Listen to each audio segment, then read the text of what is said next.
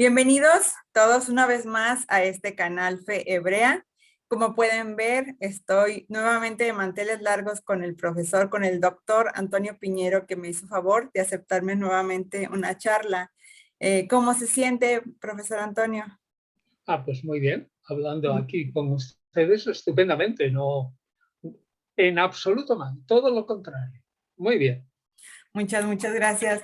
Les recuerdo, soy Norma Lilia y el día de hoy tengo un programa, a mi ver es muy especial porque es el tema de Pablo tan controvertido que quise traerlo a colación. Yo sé que usted ya tiene su libro y me llamó mucho la atención la última vez que platicamos sobre que su libro de la guía para entender a Pablo fue el que más le gustó, más disfrutó hacer, más se le complicó también. Entonces también por eso quise traer ese tema aquí a este canal. Profesor, voy a hacerle una pregunta que quizás suene un poco tonta, pero que a veces sí la gente no lo capta del todo.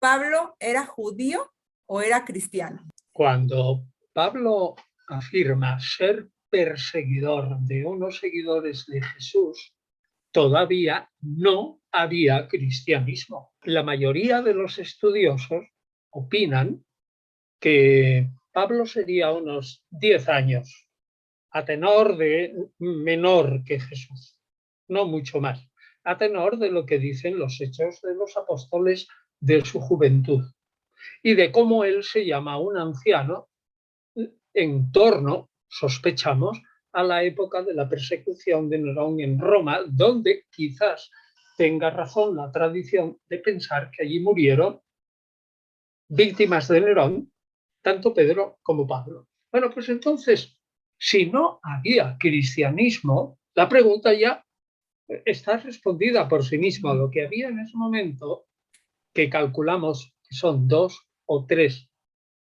años después de la muerte de Jesús, la literatura pseudoclementina piensa en 7 años después de la muerte de Jesús, pero probablemente es demasiado. Pongamos 2 o 3 años.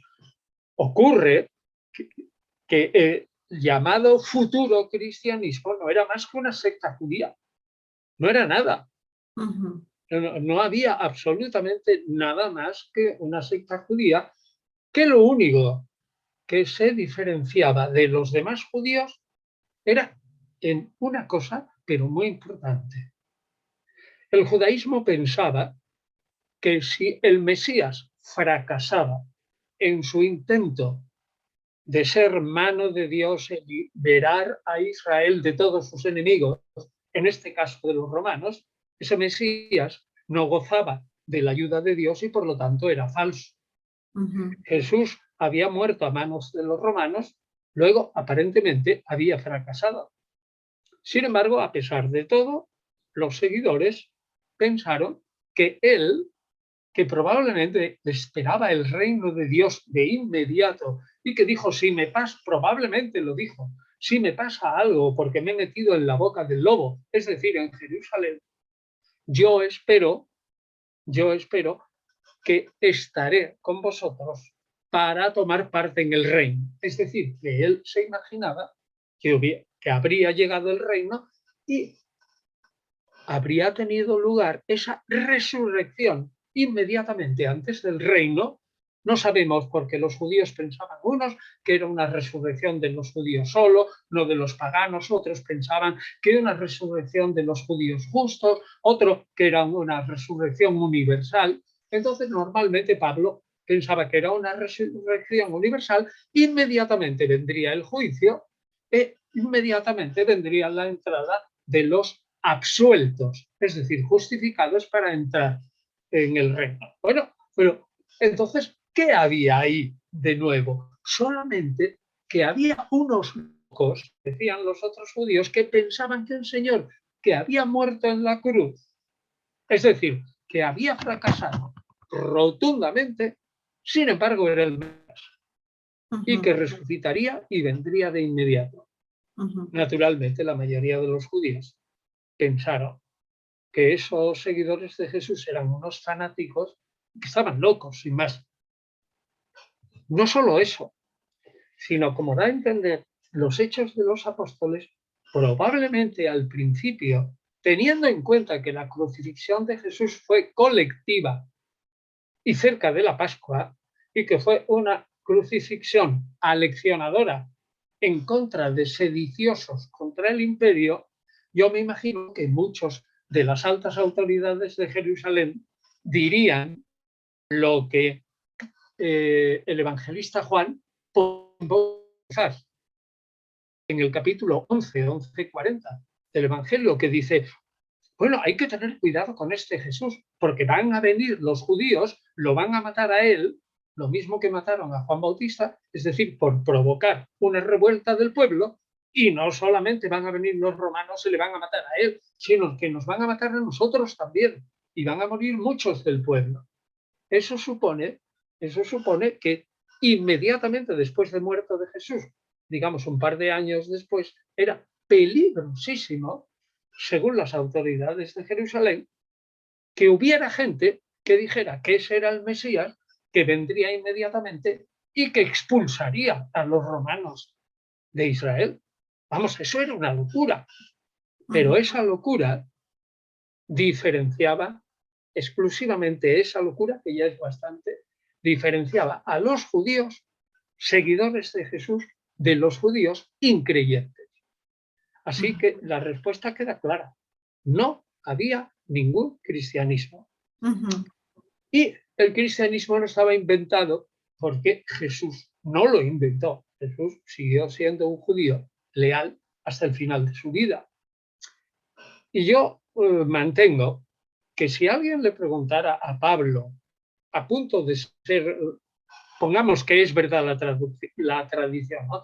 A punto de ser degollado como ciudadano romano por Nerón, si alguien le preguntara, oiga, ¿usted va a fundar o ha fundado o piensa fundar o que ya fundó una religión nueva? Abriría los ojos y diría que no, diría, bueno, pero ¿qué? Pablo, como judío, pensaba, yo vivo mi judaísmo plenamente en el Mesías. Ese es el pensamiento de Pablo. Y los pocos paganos que enseguida pudo convertir, dirían ustedes, que siguen siendo paganos, lo que tienen que vivir es un paganismo convertido, a saber, ustedes tienen que abandonar todos los dioses. Tienen que cambiar de mentalidad, tienen que creer en el Dios de los judíos y tienen que aceptar que Jesús es el Mesías. Pero tras ese acto de fe, y usted lo acepta de corazón, Dios le absuelve de sus pecados. Es decir, eso es lo que se llama la justificación por la fe en creer que ese crucificado es nada menos que el Salvador, no solo de los judíos, sino del mundo entero potencialmente, o de algunos paganos potencialmente. ¿Qué número de paganos? Pues probablemente Pablo pensaba que pocos, pocos, muy pocos, pero esos paganos se salvarían. Ahí empieza Pablo a poner unos fundamentos que con el tiempo, y por eso se ha titulado Pablo el incomprendido, de una manera fundamentalmente incomprendida por sus discípulos. Y luego podemos, bueno, discípulos una vez muerto Pablo. Esos individuos de segunda y tercera generación son los verdaderos creadores del cristianismo. Por lo tanto, ni Jesús, que nunca lo pretendió y que fue un judío integral, ni Pablo, que fue un judío integral y que nunca pretendió, repito, más que vivir su judaísmo plenamente en el Mesías, tiempo mesiánico, o el pagano, vivir su expaganismo, porque había abandonado todos los dioses, en el Mesías de Israel y del mundo, y vivirlo plenamente hasta que llegara el final. Y se acabó realmente el núcleo del pensamiento de Pablo. Ese es el núcleo. Naturalmente, el pagano que se convierte, que es absuelto de sus pecados, naturalmente tiene que seguir una vida distinta a la de antes. ya no es un admirador y un seguidor de los dioses, unos dioses que eran adúlteros, que eran ladrones, incestuosos, malvados, se reían de los mortales, etcétera, etcétera. Nada de eso. Había que cambiar radicalmente la vida y vivir una vida en el amor del Mesías, en la ley del amor. Claro. Más tarde Agustín dijo, ama y haz lo que quieras. Y esa ley del amor, la ley del Mesías, lo tenemos en Gálatas, en el capítulo 6, al principio. Ahí cambia uno radicalmente. Es decir, ese ex pagano abandona a sus dioses, cambia de moral, sigue luego una moral espléndida,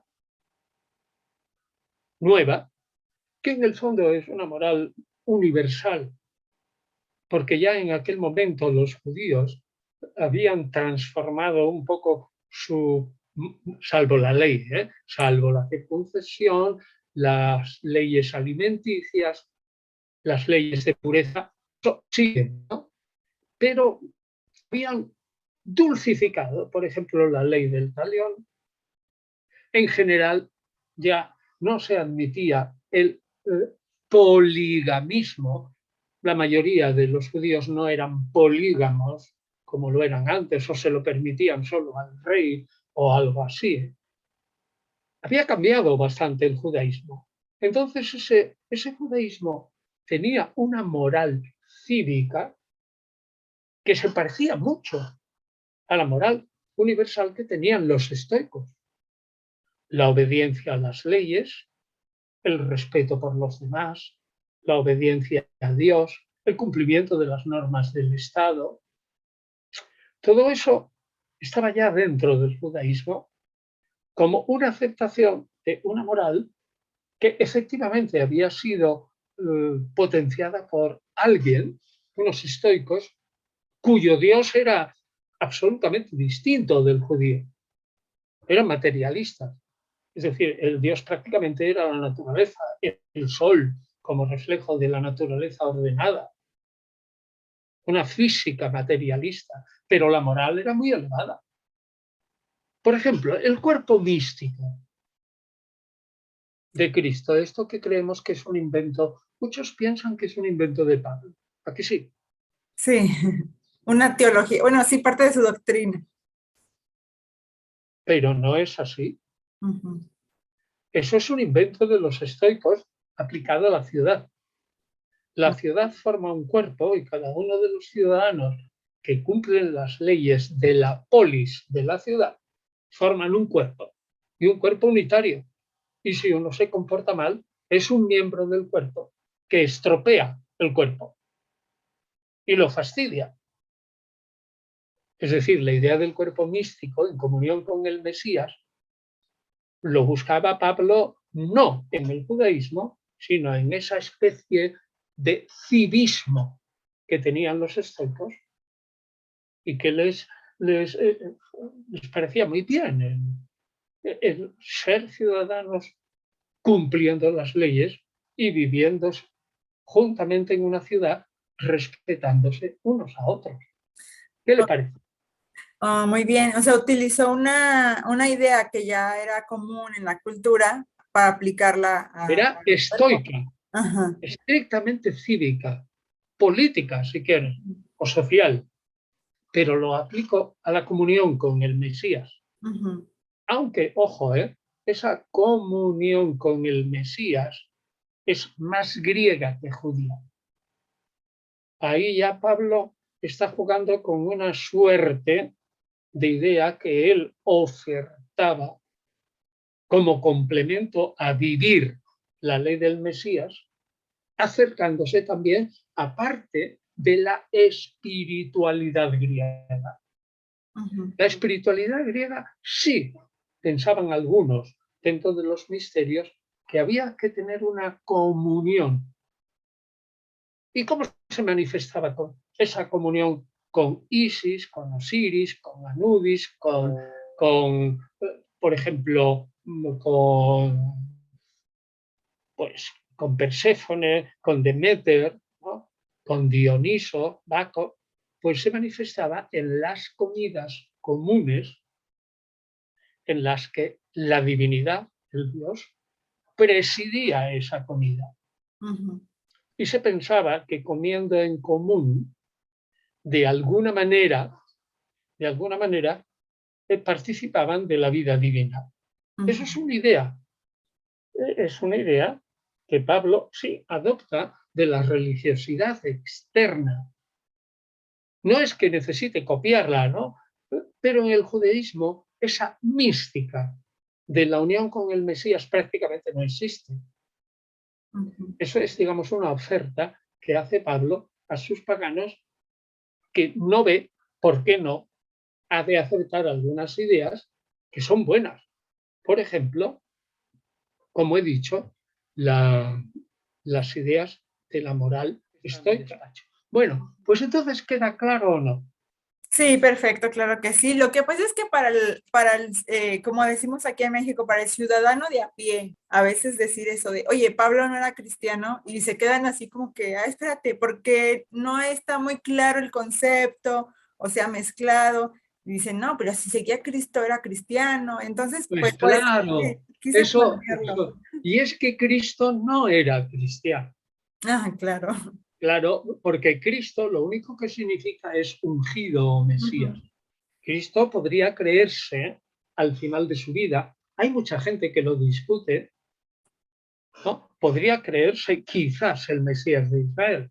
En general, Jesús pensó toda su vida que él era el profeta.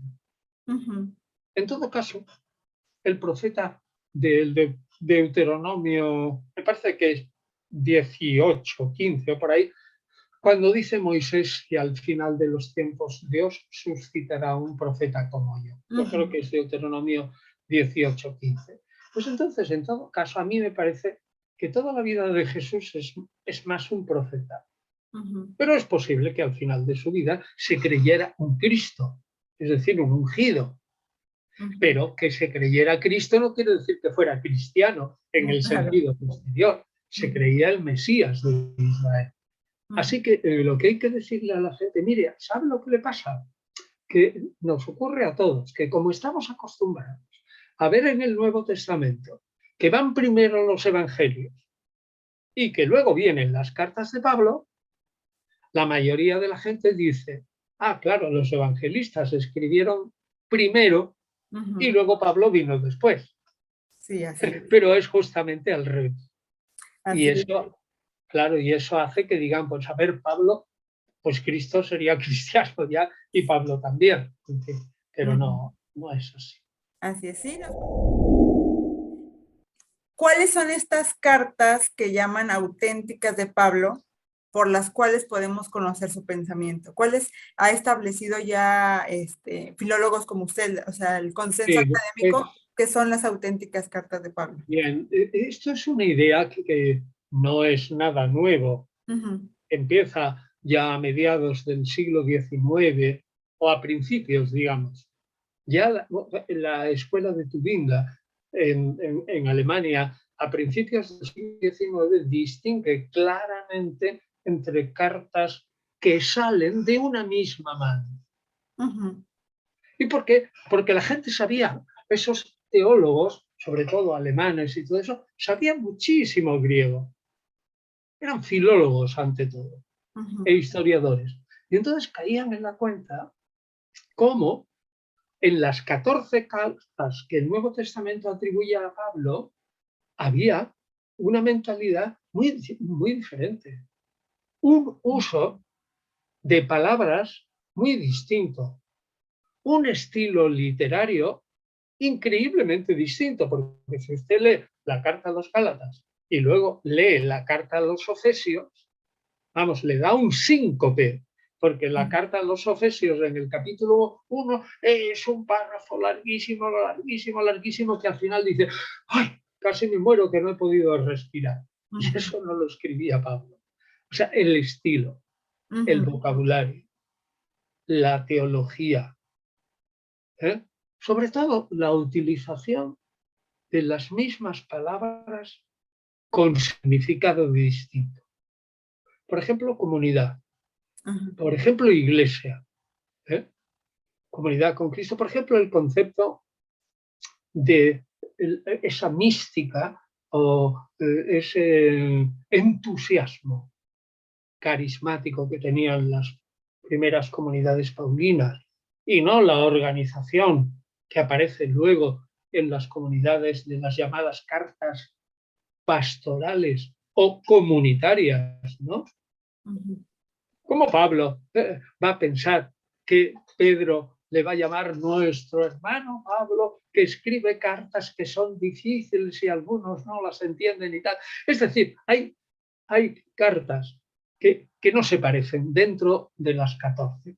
¿Y por qué? En mi opinión, yo creo que el corpus, alguien que haya leído el pequeño tratadito sobre la formación del canon en el libro gordo, los libros del Nuevo Testamento, caerá en la cuenta de cómo la constitución del Nuevo Testamento está formado sobre el 4 y especialmente sobre el 7.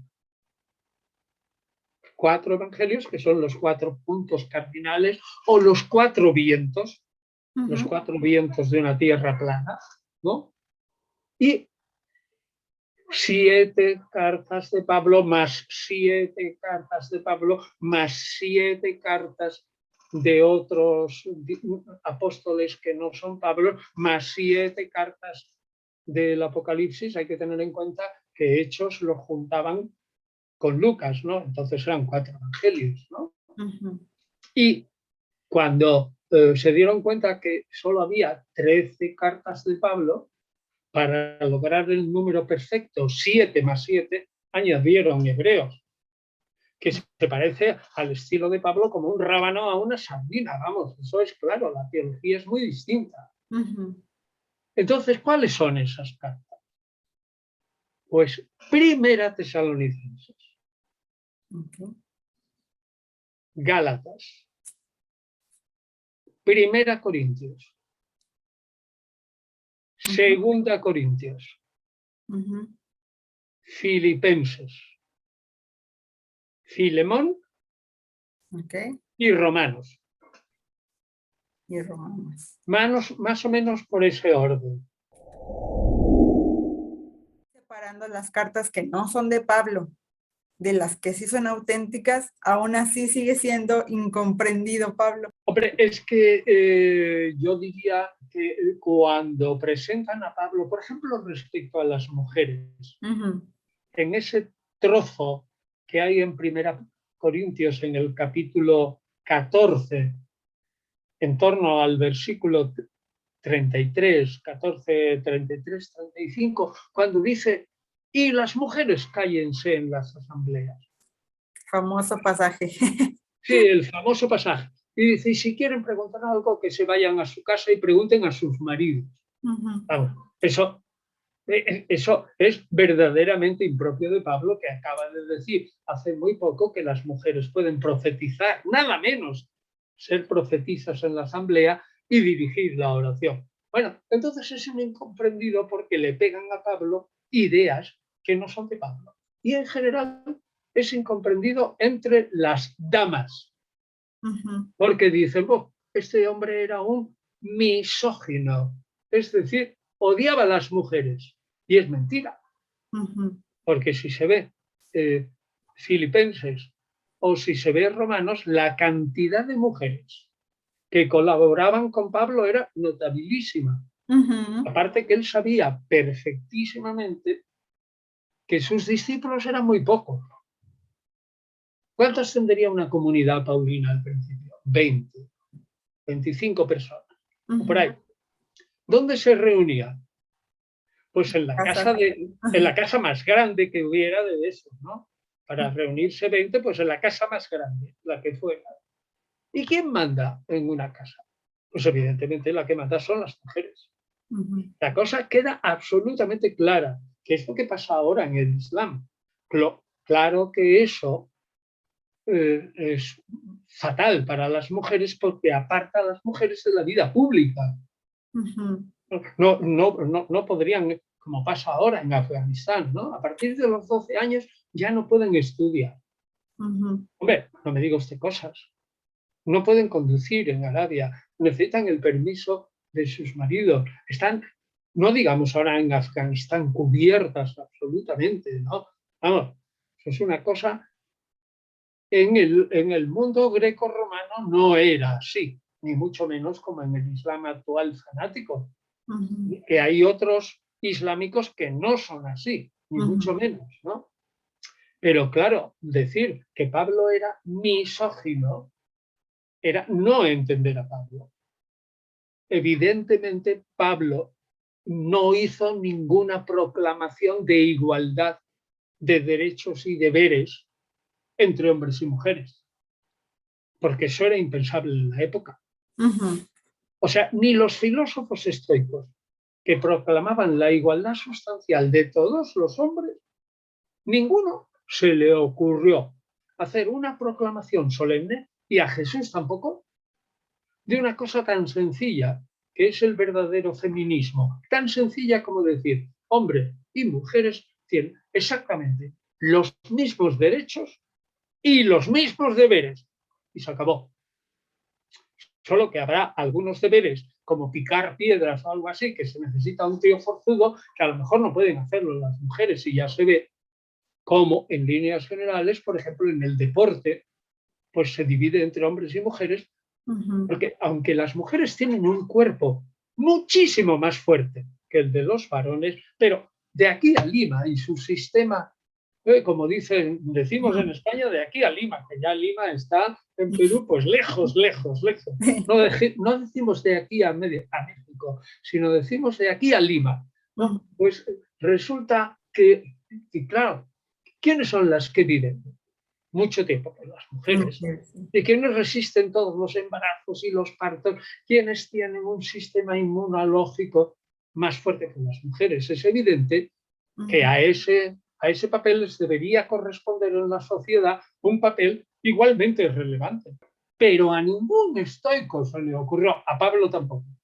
En Pablo no hay ninguna proclamación, nada más que en Gálatas 3:28, pero es una proclamación teológica.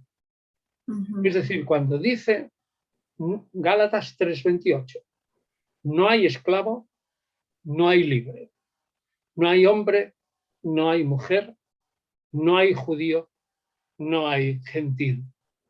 Pero eso es una proclamación teológica de igualdad respecto a la salvación. No es una proclama de igualdad en la sociedad. Con Jesús pasa lo mismo.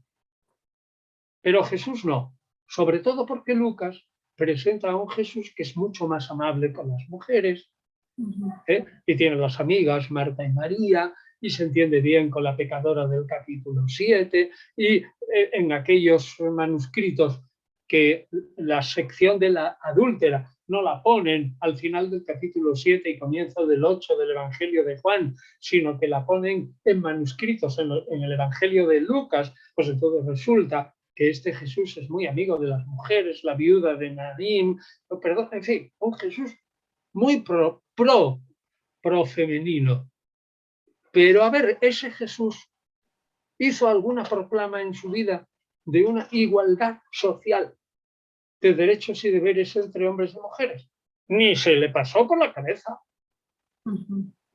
Aquí en la sociedad mandamos los varones porque tenemos más fuerza. Y las mujeres que se aguanten. Eso es lo que pensaban todos en el mundo de Jesús y de Pablo. De tal modo que no se puede decir que Jesús o Pablo fueran estrictamente feministas.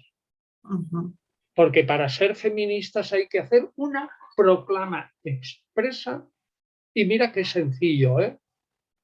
No es feminista quien anda por ahí diciendo tonterías y tal, y que los varones si son estos y son lo otro. Sí, el feminismo es bien sencillo. Y ese no lo tenían Pablo y Jesús. Igualdad de derechos, igualdad de deberes. Y punto. Ahora, trabajos conforme a las fuerzas de cada uno, ¿no? Y se acabó. Eso es evidente, ¿no? Claro. A las fuerzas y a la naturaleza. Porque un varón no puede amamantar a su hijo. Y sin embargo, un hijo en una sociedad normal, si no lo amamanta su madre, se muere. Porque no hay otra cosa. Bueno, pues entonces ahí hay una división de funciones, pero en cuanto a derechos cívicos, y repito, Pablo no hace ninguna proclamación nada más que en Gálatas, y esa proclamación es teológica, no es sociológica. Okay. Me da la impresión de que Pablo tenía a las mujeres como jefas de las comunidades, pero comunidades domésticas o diaconisas o ayudantes o evangelizadoras o profetisas. Pero ya es bastante. Uh-huh. Ya es bastante para la época, ¿eh? Y fíjese que ahorita que sacó este tema, qué bueno que lo sacó, ya lo tenía aquí yo en mi lista, de que dicen que Jesús era muy pro mujer y el misógino era Pablo, o sea, le echan todo lo malo a Pablo, ¿no? Precisamente por ese texto de la mujer que se calle. Que siga ahí. Pero eso es propio de discípulos de Pablo. Eso lo podría haber escrito primero Timoteo. Ah, okay. Perfectamente. Perfectamente. Las mujeres que se callan en la asamblea. Un cambio radical sobre Pablo, ¿no? Cuando a Pablo dice, pero si resulta que el fin del mundo está ya aquí a la vuelta de la esquina, ¿para qué me voy a casar? Lo que voy a hacer es dedicarme por entero al Señor, y la mujer exactamente igual, ¿para qué se va a casar y tener hijos si resulta que dentro de 10 minutos se acaba el mundo? ¿Comprende? Okay. Pero nada más que eso. Sin embargo, en Timoteo dice la mujer, segundo Timoteo, no me acuerdo ahora muy bien, la mujer se salvará por la crianza de los hijos. Cachis en la mar. Eso no es un pensamiento paulino de primera Corintios 7. Es evidente que ahí ha cambiado totalmente la sociedad. Profesor, entonces a las cartas de Pablo también les metieron mano. O sea, aparte Sí. les hicieron ediciones, añadiduras. Claro, sí, metieron mano, está claro. Es que lo malo es que se han perdido cartas a los laodiceos. Es muy posible que 2 Corintios sean fragmentos de 5 cartas. Es muy posible que Filipenses sean fragmentos de 3 cartas distintas. Es muy posible que 1 Corintios contenga, sí, al menos 2 cartas. Es decir, alguien en el corpus de cartas paulinas, y no sabemos por qué alguna carta o algunas se perdieron. Es claro que se han perdido en la correspondencia a los corintios, en la correspondencia a los laodiceos, en otras cartas. Colosenses no lo sabemos, porque yo creo que no es paulino, pero vamos, de todas maneras se han perdido todas las cartas que le escribieron a Pablo, lo cual nos hubiera ayudado muchísimo para saber cuáles eran los problemas a los que él respondía. Porque las cartas de Pablo son circunstanciales y todas a paganos.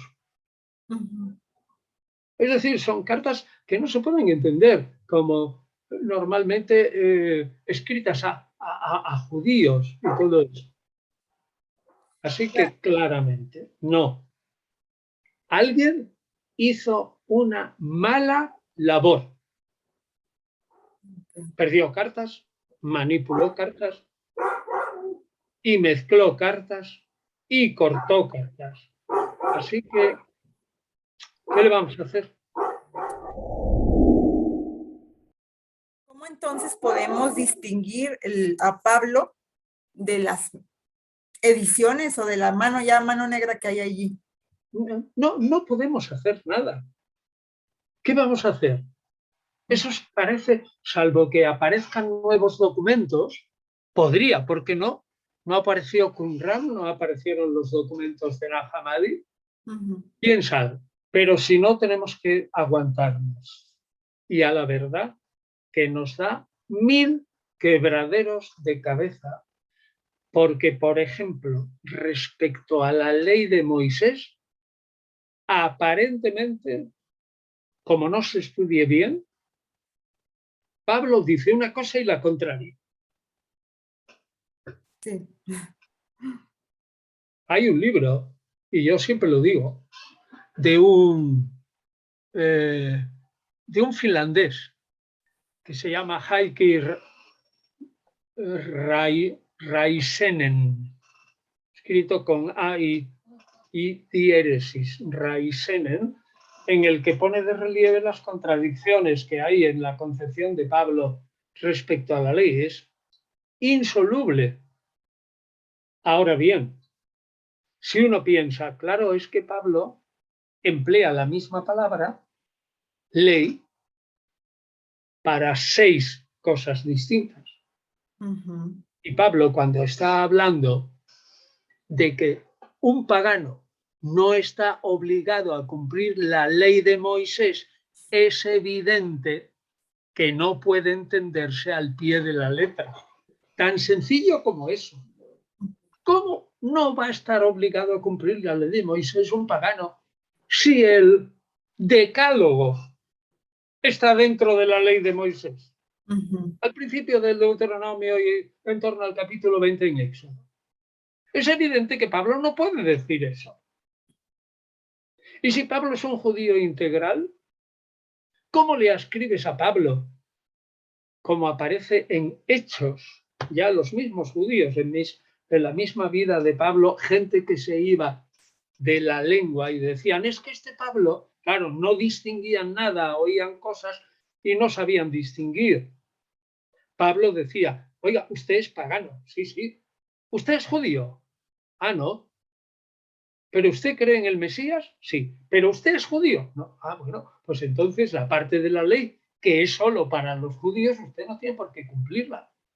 Pero los enemigos de Pablo dicen, ah, no, este Pablo anda diciendo a los judíos, ojo, no a los paganos, a los judíos convertidos al Mesías que ya no tienen que circuncidar a sus hijos.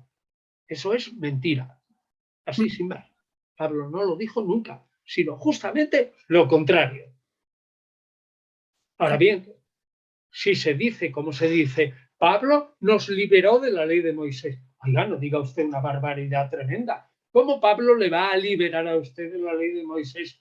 Es que Pablo le liberó del decálogo. Es que ya puede usted mañana ir y asaltar un banco y robar y matar a otro y acostarse con el marido de su prójima o lo que sea, o a la inversa.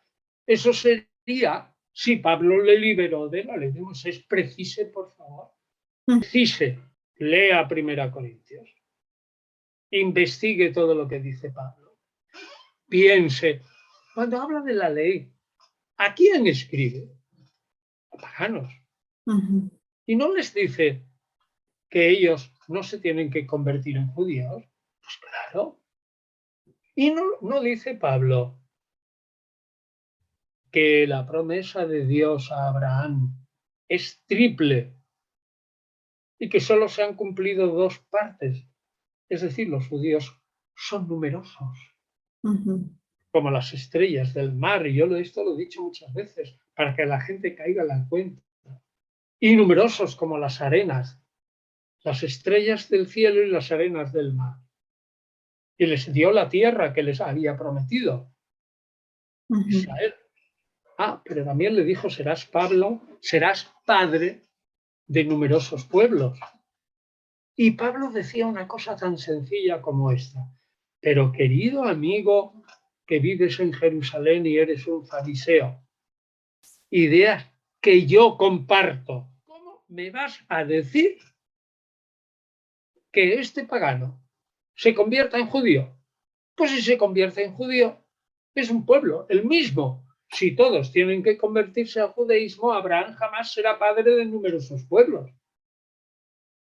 Ni se cumplirá la promesa de Dios por medio de Isaías, que dirá que en tiempo mesiánico Israel será la luz de las naciones. Y una parte de paganos se injertará como olivo silvestre en el olivo verdadero, que es el que se va a salvar. Pero no cae en la cuenta, le diría Pablo, so tonto, pero tonto y más que tonto, que como obligues a este pagano a hacerse judío, jamás se cumplirá la tercera parte de la promesa de Dios a Israel, ni lo que ha dicho Dios sobre la aceptación dentro del cuerpo de Israel de una serie de paganos, que serán incluso hasta levitas. Pero no cae usted en la cuenta que eso no puede ser. ¿Cómo me achaca usted a mí, Pablo, que yo me he sometido a la disciplina sinagogal de tal modo que ustedes me han flagelado 5 veces y no me he ido de la sinagoga? Es decir, he seguido siendo un judío.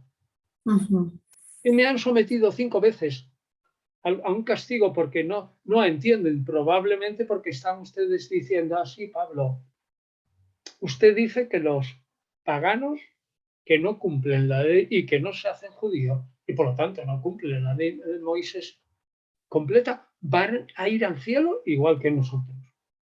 Le matamos ahora mismo. No diga usted tontería. Nosotros somos los elegidos. Nosotros somos el pueblo de la alianza. El Mesías proviene de nosotros.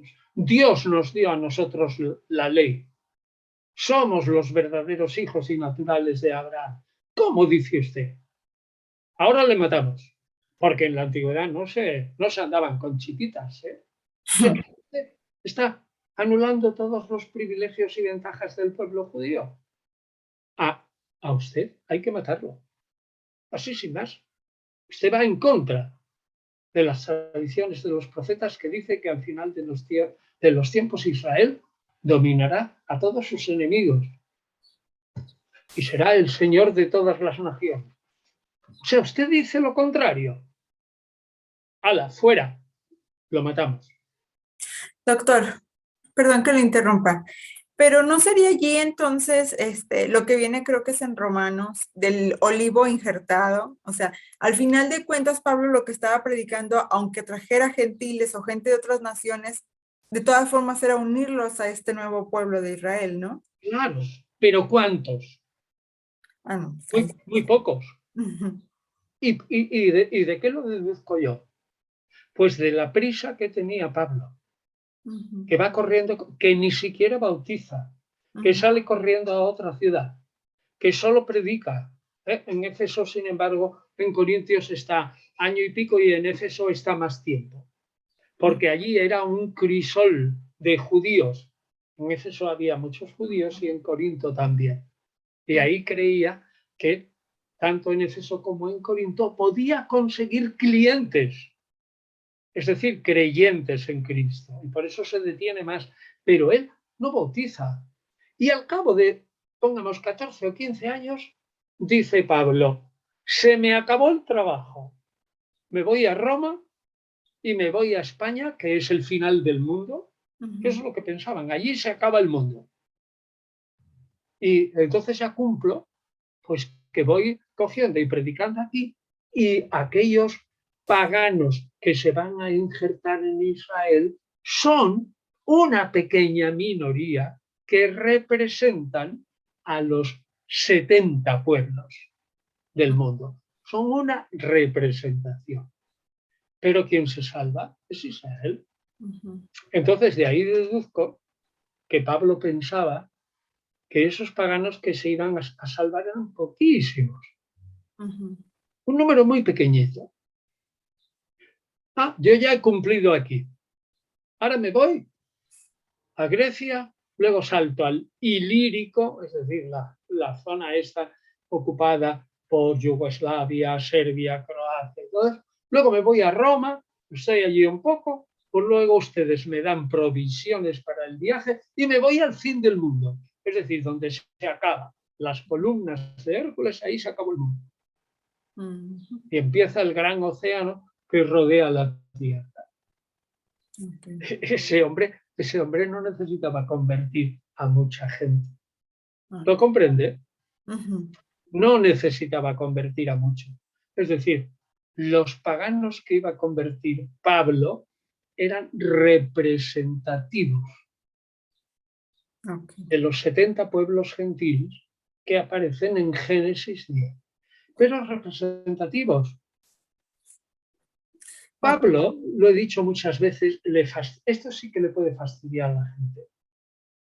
Yo opino que si esto que estoy diciendo es verdad, Pablo pensaba lo mismo que Esdras, pero el Esdras apócrifo, del libro apócrifo del Antiguo Testamento que se llama Libro Cuarto de Esdras, en el que el ángel Rafael está hablando con Esdras y Nehemías, ¿no? Con Esdras, y Esdras le está preguntando, claro, es un Esdras falso, que cómo ha permitido que Israel sea capturado por Nabucodonosor. Claro, se refiere a la derrota de Israel, porque está escribiendo en torno al año 100 por Tito y Vespasiano. ¿Cómo lo has permitido? Y entonces el ángel, ¿sabe lo que le responde? Dígame. Dice, oye, mira, a ver, mira el suelo. A ver, ¿qué es lo que ves?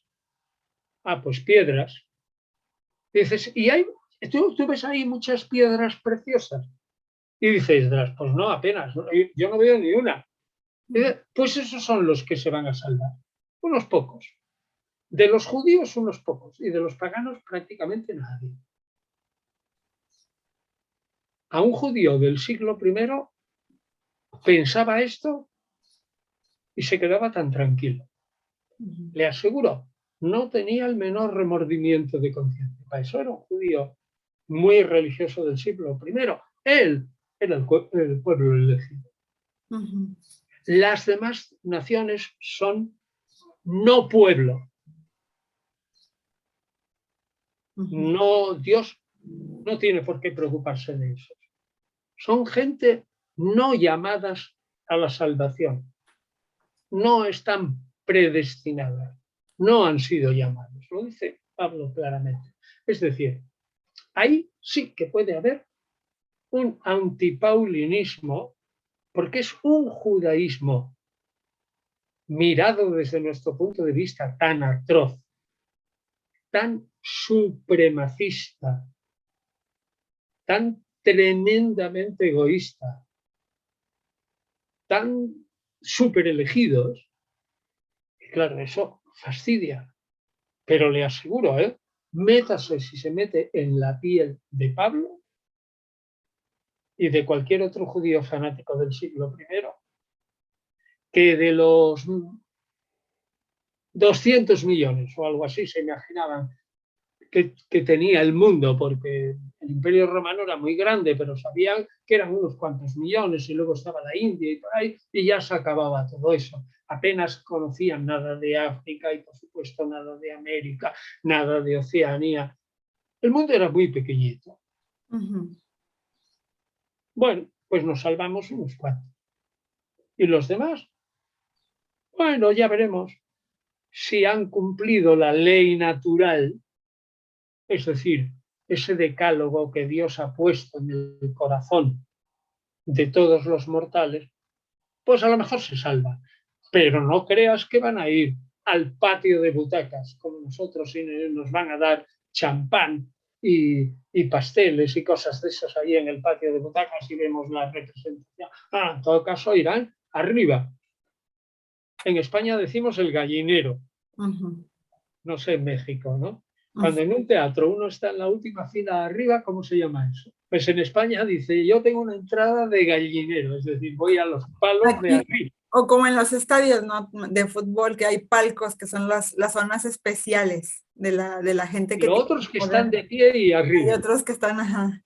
Sí, pues esos ahí, esos están en el gallinero. Claro, Okay. son gallinas que están sobre palos, no sobre sillas. Ok, profesor. Mire, siguiendo esa línea de pensamiento, me surge otra duda. Cuando en el judaísmo del primer siglo, aunque era plural, había en las sinagogas secciones, ¿no? Estaban los prosélitos de la puerta y conforme iban avanzando en su cumplimiento de la ley, iban avanzando. Pero ellos entraban a conocer del judaísmo y iban adaptándose, iban aceptando, perdón, como un proceso de conversión, pero gradual. ¿No sería lo mismo que pretendía Pablo con los gentiles? Es decir, traigo a los gentiles y son los de la puerta, de los nazarenos, pero con el tiempo se tienen que circuncidar, con el tiempo tienen que... No, para Pablo no. El tiempo es muy escaso. Y Pablo supone que aquellos llamados a la conversión, ten en cuenta que Pablo es predestinista, cree en la predestinación. ¿Qué le vamos a hacer? Pues era una cosa de los judíos de la época, aunque nos fastidia, pensaba que la gracia de Dios a esos elegidos sería instantánea y que si el elegido tenía buena voluntad, aceptaría la conversión rápidamente. El tiempo se ha comprimido. Ya no hay tiempo. El tiempo, en romano lo dice, se acabó. El tiempo está comprimido. Así que eso largo de los prosélitos de la puerta, ni hablar. El fin del mundo es dentro de 10 minutos. Okay. No hay tiempo. Y quizás eso haya sido divergencia con los judíos nazarenos de Jerusalén, como Santiago, que él sí tenía en su mente el de que fuera ese proceso gradual, pero que los gentiles al final de cuentas tenían que cumplir la ley. Y esa fuera la divergencia con Pablo, de que Pablo decía, Hombre, no, claro. es que como no hay tiempo, como vengan. Pues sí, con tal, claro, como vengan, que no se hagan judíos, no tienen que cumplir toda la ley. El decálogo sí, pero hay una parte de la ley que es solo para los judíos, que repito, circuncisión, alimentos y pureza ritual. Eso no lo tienen que cumplir porque no son judíos. Bueno, pues ya está. Eso es más fácil, ayudados por Dios, es facilísimo. Por lo tanto, los de Santiago se equivocan. Se equivocan radicalmente, están fastidiando el plan divino. Pero, según Gálatas, parece que en ese famoso concilio o lo que fuera llegaron a un acuerdo. Bueno, vale, lo admitimos, Pablo, pero por lo menos que no nos molesten esos paganos y que cumplan esas normas de respeto por nosotros, es decir, que no coman sangre, que no sean fornicarios ni adúlteros, que respeten al prójimo, que en fin, todas esas 7 normas que se llaman las leyes de Noé, naturalmente, que se superponen en casos al decálogo, ¿no? Juntar, no robar, etcétera. Bien, esas 7 normas que las cumplan, pero era una condescendencia. ¡Hala! Vale, por unos pocos, pero Pablo no estaba de acuerdo. Y Justo la eso. prueba es el enfado de Pablo con Pedro en Gálatas, ¿no? Gálatas 2, 11, 14. Se enfadó, pero muchísimo. Y partieron peras. ¡Hala! Tú por aquí y yo por allá. Y con Bernabé lo mismo. Okay. Y con Marcos. Justo eso es lo que le iba a mencionar, lo de las leyes en Hechos 15, porque esas leyes ya se aplicaban precisamente a los prosélitos, o sea, entrabas y ya olvídate de comer ahogado, sacrificado a ídolos, olvídate de comer sangre. Todo eso estaba... Son leyes como de principiantes, es como la iniciación. Entonces, eso se las aplican. ¿Sabe lo que son? Leyes que los extranjeros que vivan en Israel, por respeto a los israelitas y a sus creencias, deben cumplir. Si no, se les expulsa de Israel. Okay. Fundamentalmente. Y eso lo aplica también a los prosélitos en la diáspora. Porque están dentro de Israel allí, en la sinagoga, aunque estén en la diáspora. Pero conforme iban avanzando, iban adquiriendo otras responsabilidades. Pero bueno, usted ya me comenta que para Pablo esa mentalidad no. O sea, el tiempo apremiaba y esa era la divergencia con Santiago, con Pedro, etcétera. Se acabó. Okay. Bueno, pues nada, la última pregunta que nos vamos. Ay, híjole, no, tengo una lista aquí grande. Y yo tengo ahora una reunión también, pero es una reunión de amigos. No es que tenga otra reunión con es de amigos. Ayer estaba viendo su debate con Irving Gatel y me gustó mucho que usted al final decía que si entendieran bien a Pablo, los mismos judíos hasta le harían un monumento. decía usted.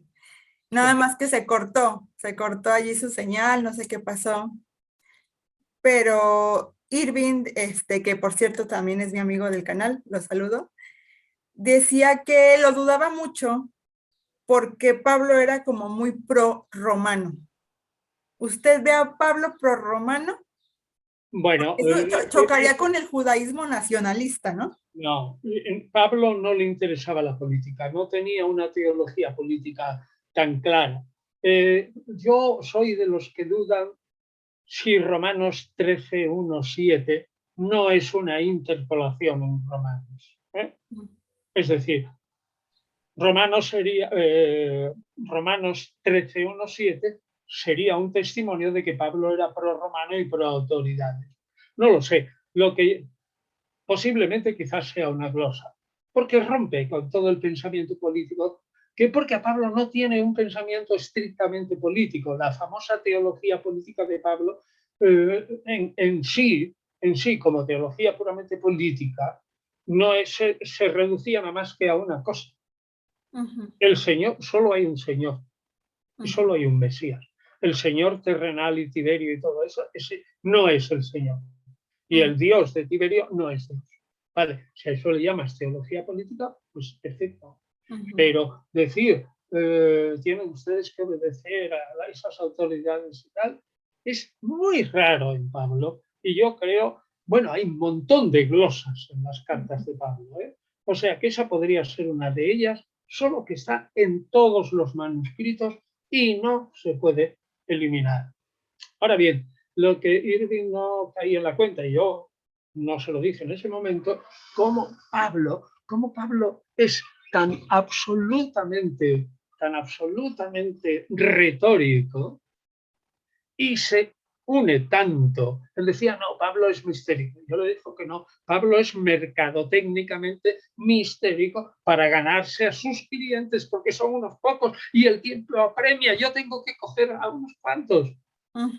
Y entonces se acomoda totalmente. Y una prueba de la acomodación lo tenemos justamente en la ley.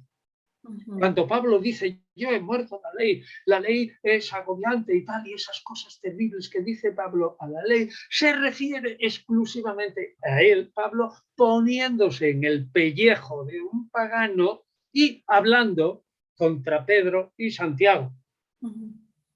Predicando la doctrina de Pablo de que ellos no estaban obligados a cumplir esas leyes. Si se cayera en la cuenta de ese principio de adaptabilidad de Pablo, no se diría que Pablo es un individuo adepto a los misterios y que su pensamiento es mistérico, ni hablar. Es pura mercadotecnia, del mismo modo que esas terribles frases contra la ley se refieren exclusivamente a esa parte de la ley que los paganos no tienen que cumplir. 1 Corintios 7, 19, 21, y lo repetiré 1000 veces, no tienen que cumplir, no tienen que hacerse judíos, tienen que permanecer incircuncisos. Pablo es un retórico y se mete dentro de la piel de un pagano. Y por lo tanto, no es mistérico, sino mercadotécnicamente mistérico. Y Pablo no es antinomista, sino que se refiere a esa parte de la ley, y se mete en el pellejo y parece un antinomista, antiley, pero no lo es, porque toda su vida es de judío. En fin, no, ahí disentimos radicalmente. No, tengo una... Y él opinaba, no, es que Pablo habla del alma y todo eso y tal. Y yo le digo, mire, lea los salmos del Maestro de Justicia y verá a Pablo entero. Ese sentimiento de culpa, de pecado, la gracia, la salvación solamente por la gracia, la salvación no por las obras, la absolución, todo es gracia. Ahí está todo. Ahí se ve más a Pablo que en ningún otro sitio. Y es más judío que las habichuelas. Bueno, venga, perfecto. Bueno, profesor, pues muchas gracias por aceptarme otra vez esta charla. Tengo una lista aquí, yo creo que lo voy a reinvitar otra vez. A las personas que nos están viendo, les seguimos recomendando el libro del doctor Piñero, de Guía para entender a Pablo.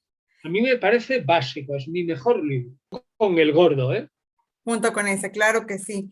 porque sí, Pablo tristemente ha sido malentendido por cristianos y por judíos. Entonces sí está allí difícil de comprender este personaje pues tan importante realmente. Gracias otra vez, doctor Piñero. Seguimos en contacto. Gracias a los que nos pudieron ver en este programa. No olviden regalarme un like, compartir este video también con sus amigos. Nos vemos pronto. Shalom. Shimu banim, nire kanim, kine banim, dachei shalom.